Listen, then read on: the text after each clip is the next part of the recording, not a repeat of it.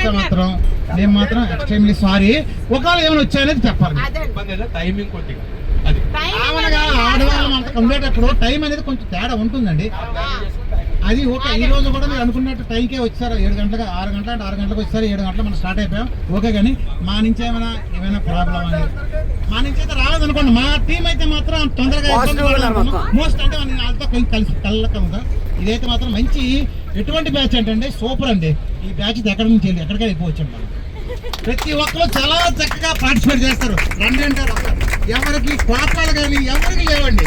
నిజంగా అంత ఎలాగొచ్చింది patients general గా 50 దాటాక కోపం పెరుగుద్ది, బీపీలు పెరుగుతాయి. కానీ మీ టూర్కి వచ్చాక బీపీలు తగ్గిపోయాయి.